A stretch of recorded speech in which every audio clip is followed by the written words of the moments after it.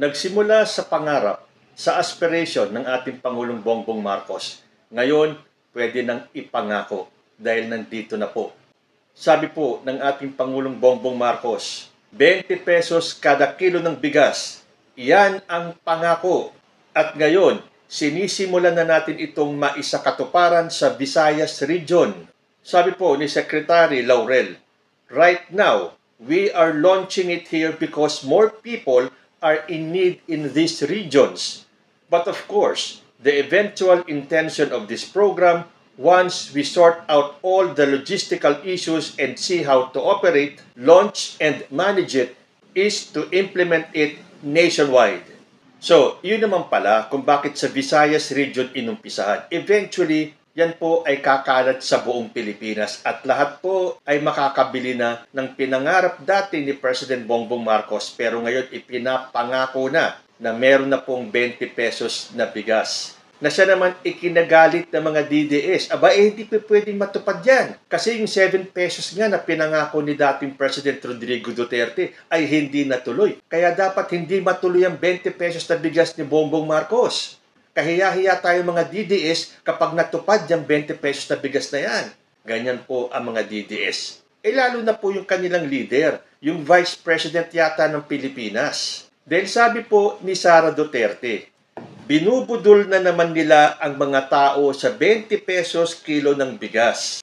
At magdududa ka, bakit sa Visayas lang? Hindi ba nagugutom yung mga taga Mindanao?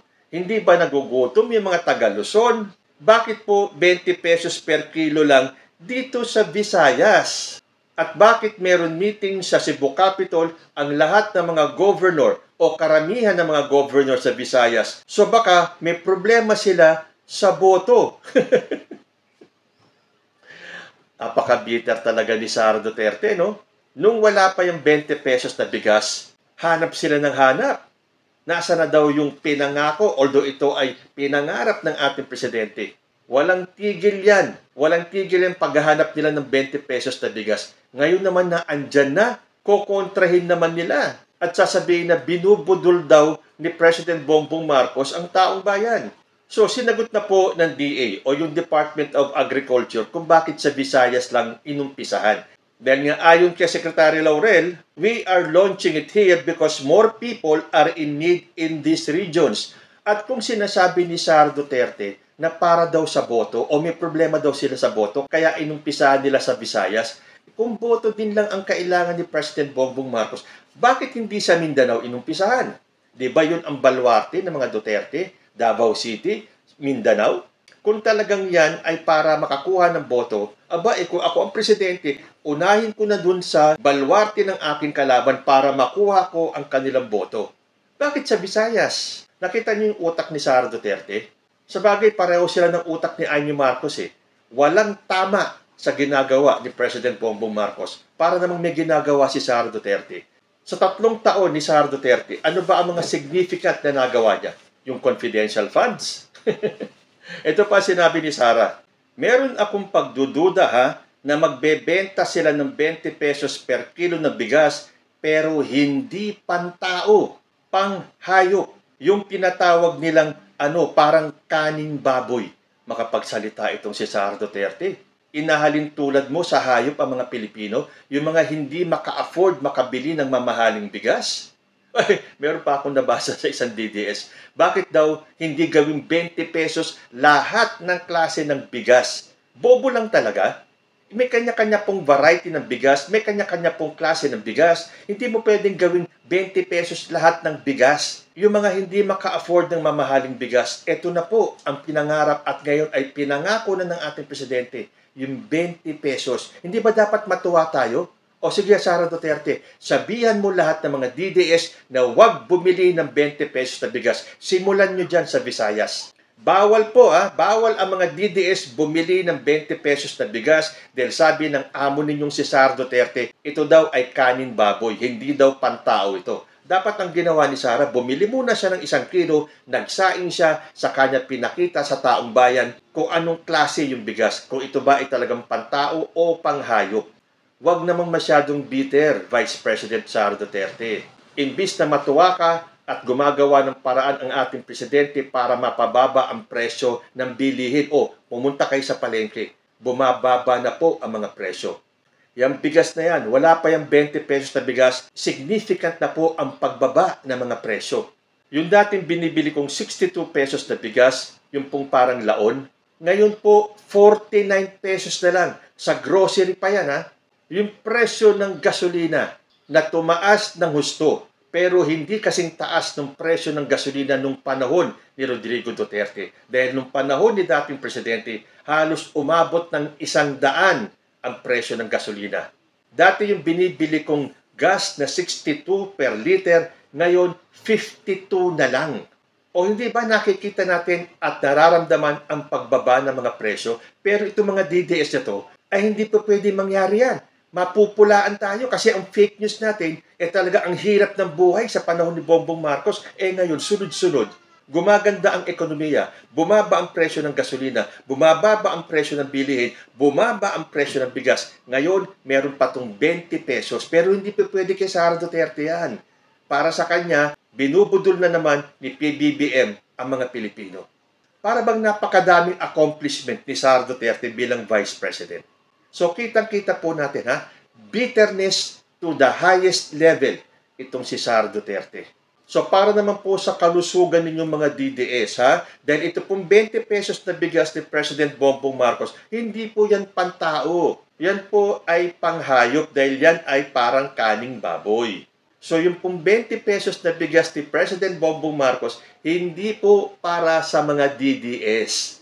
So, wag po kayong pipila at bumili ng 20 pesos na bigas, Dahil yun po ang sinabi ng amo ninyo, na yung bigas na yan ay panghayop lamang. Kung panghayop itong 20 pesos na bigas ni President Bongbong Marcos, ano naman kaya yung 7 pesos na pinangako ni dating Pangulo na gagawing presyo ng bigas? Pang ano naman kaya yon? Kung yung 20 pesos panghayop, ano naman kaya yung 7 pesos na hindi naman natupad ni dating Pangulo? Kung matatandaan nyo, may banat din yung kapatid ni Sara, si Baste Duterte. Ito ay February pa of 2024. Sabi ni Baste, gagamitin mo sa pagsisinungaling ang 20 pesos na kilo ng bigas. Scam ang tawag doon. O ngayon, meron ng 20 pesos na bigas. Ano kaya ang masasabi ni Baste Duterte? Scam pa rin ba yan, Baste? Kawawa naman kayo. Lalo na itong si Sara Duterte. Sa sobrang kabiterness, kung ano-ano na lang ang kanyang sasabihin para ipakita na mali na naman ang gobyerno na ginagamit itong 20 pesos na bigas dahil mag-e-eleksyon.